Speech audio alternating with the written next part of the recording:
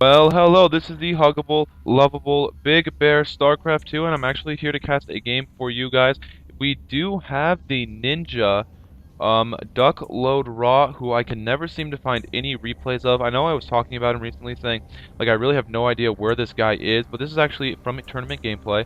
It's from Stars Wars. I don't really know what that is, but I am sure that it is some kind of tournament where there is in fact a cash prize, and we are playing with Emperor, but this guy's name is actually WeRev Prime or something like that. This is just a Smurf account, you know, to so that he can play across on different ladders, because you cannot play on a Korean account, for example, in North America, or a North American account in Korea. It just doesn't work, and Blizzard has not invented LAN yet for StarCraft 2, and I do not think that they really have any kind of options to yet make a LAN connection, which will completely reduce lag, and I think that that would be nice once they do that. But then again, it is all dependent on how much they want to support esports, and you know, they said at the beginning that they weren't sure if they were going to support esports or not, but now that we are into this game, you can see that Duckload Raw is actually an extremely formidable character. The only thing I haven't really seen is his new gameplay and how he really adapted to the simple fact that there is such a longer warp gate time research now, because warp gate timing does in fact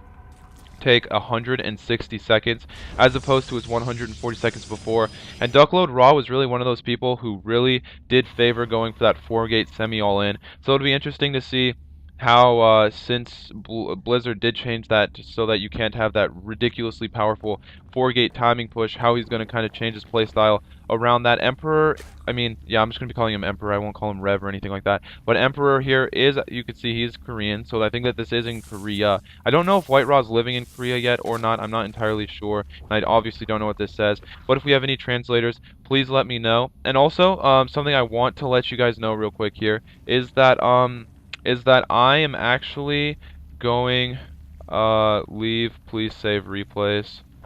Okay. Oh, so I guess Emperor was saying that there was some sort of lag with his computer, but now I want you guys to know that I am in fact willing to play games with you guys, and someone did message me earlier today and he said, you know, I hope I'm not being a stalker, and you know what, guys? Trying to be my fan, you know, and wanting to play with me, that's not stalkerish at all. I love that kind of stuff. When I get messages like that, it makes me smile quite a bit. Emperor's going to be sending out all of this because it's impossible actually to stop this probe here from actually blocking the hatchery, because the hatchery can be blocked, but you can see that now he's going to throw it down here. Emperor will be throwing it down, deterring this probe, pushing the probe back to the base. But anyways, so like I was saying, my character code is actually going to be, it's Big Bear. Obviously, it is Big Bear, like the, you know, the name Big Bear, with my character code being 473. I think this probe will, in fact, die here in just a couple of seconds. Oh, this probe's going to stay alive, and actually will stay alive for quite a while, because this Zergling here will, in fact, go down. Now, what he's going to do with this Zealot and this Stalker here is he's just going to do some really early pressure and just kind of push out on Emperor here, and he really wants to force Emperor to start making a lot of Zerglings. And you can see that as a Protoss player, if you do this, it does kind of make it to be a little bit problematic. You can see that Emperor actually has to build a lot of Zerglings and push both of his queens off of the creep to actually kind of deter this. And now Whitera, with a good amount of control, will actually be able to kill all of these Zerglings just fine. So Emperor's going to have to make even more Zerglings, and he hasn't really done anything except for play completely standard. He's going for that research timing. He really should either be expanding here soon or throwing down another warp gate for a delayed 4-gate push. We shall see what he decides to do. It looks like Emperor is going to be gearing up for a very heavy attack, though. You can see here there's going to be a lot of Zerglings, and they're going to kind of be pushing the front. The Zealot's going to be say, hey, wait for me, guys. I am still kind of slow with my move speed of 2.25, where these Zerglings have 2.95. So I think that actually the Zealot will barely make it in and block this off. So all of these Zerglings here will actually be kind of deterred. While Emperor did, in fact, lose a Overlord, you can see he is in the red here, and that just simply was because he was trying to get a scout off and see what Whitera is doing, since Whitera really was known for his 4-gate push, and it looks like now he's going to be instead opting for that aggressive 3-gate expand style of play. Now, like I've said, you know, Whitera, he really doesn't kind of give out any of his replays at all, so it's really hard to find anything that's worthwhile. And you can see the Zerglings here were actually going to try to push in, and all they were trying to do really is they were going to try to hit this and force a cancel on this and delay it, and also reduce some of the minerals. But now that their Zergling speed is in fact up, they will be a little bit more of a threat. But the Sentry and Stalker Ball with a single Zealot being the odd man out will in fact kind of deter these Zerglings from wanting to push in, but they're going to try to find a hole anyways. But even if he does start pushing up the ramp, Whitera will just kind of force field it off, and Whitera is really good with his force field, so this will be interesting. I've never actually seen Emperor play. I don't really know his macro game, and like I already told you guys, just as a quick note, so if you guys do want to play with me, just add me on StarCraft, and I will be happy to play with you guys when I am in fact on. My name is Big Bear. My character code is 473. So please, do add me, and, I would be more than happy to play with you guys. I mean, it's all about spending time with the fans. Don't be afraid to message me and ask me questions and stuff, or, maybe just recommend me videos, or, kind of let me know what I'm doing and what you would like to see me do better in terms of casting, because I love the criticism, and obviously I get better by hearing what you guys do not like, so I don't do that anymore, and hearing what I do like, what I do so that you guys do like, so I do it more. Now, the Protoss player here is really just going to be kind of content. If you wonder why he's moving a whole bunch of probes to this natural expansion, if you are a total newbie at this game, the reason why he's moving all of his probes here is just because all he wants to do is he wants to make sure that both this base here, this is called the main, and the natural here, are both going to mine out at the same time. So he moves a lot of the probes from this base here down to here. And also, you can only really have 3 probes mining a mineral patch at the same time.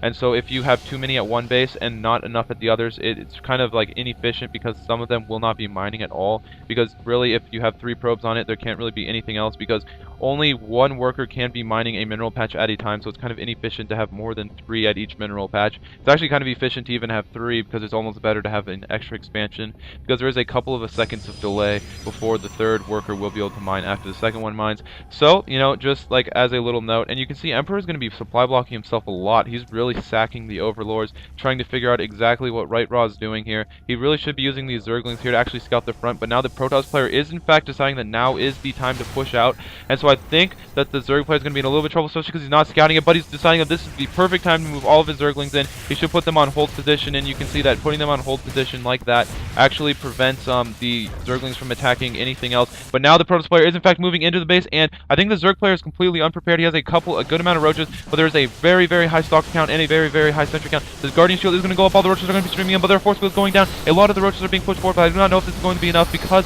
in fact these force fields will be cutting off the army here, but these spawn crawlers are in fact poking away while the roaches are in the back of the force field still shooting. So this is going to be an extremely close battle. Just depends on how many roaches he can stream in. With 14 roaches actually coming in, I do think that this will be enough to actually hold up this push, but the sentries are just constantly force fielding. But I think that the inevitable is about to happen here. There's actually a force field at the ramp. He is also burrowing his weakened roaches so that they can in fact heal HP. That's an extremely smart play, because there is no observers on the field. Speed is almost done. He kills all of those units. That was an extremely unsuccessful attack, and now you can see that Emperor has a humongous lead. With Zerg speed almost up, he can actually push in here in a little bit and really kind of do some hurt to the Protoss player. That was not a very good time attack by Whitera. I don't really know what he was thinking. I mean, that was just a pretty meager army almost. And I mean, yeah, the roach count did have to be produced and the drone count had to stop, but that was kind of a bad push, and the Zerg player really should be looking to expand. He should have expanded a little while ago, but now he is in fact opting to take the gold expansion here, which is a smart choice, because he is pretty far ahead. He did just win a pretty significant battle.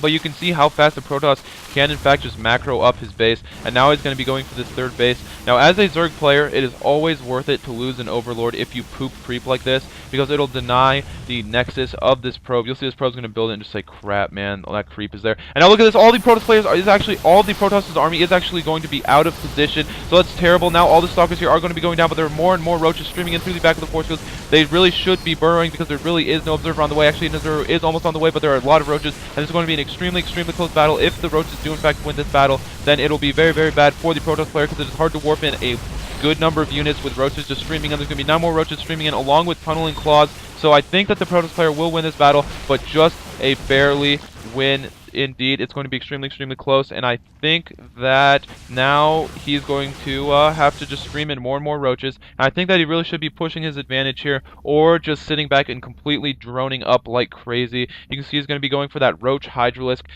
mixture, which, I mean, I don't know. I've seen Spanishiwa do great with a Infestor combination, Infestor Zergling, for example. So I don't really know what Emperor is doing here, deciding to go for Roach Hydra. I feel like that's kind of an old strategy, but as a Korean player, you know, you see Koreans, for whatever reason, really want to stick to the roots of their Zerg, and they don't like playing a new style. You know, I mean, of course, it makes sense because they do practice something so much, and you can see that it is working for Emperor, as he is shutting down a very, very formidable player that is Whitera. So, I mean, it is working, but, you know, it's always nice to see someone who likes to switch it up like Spinishiwa. But, you know, if it works, if it ain't broke, don't fix it, is what they say. I think a lot of the Zerg players nowadays did think that the Roach Hydra composition was, in fact, broken, and so that's why they opted for different compositions in general.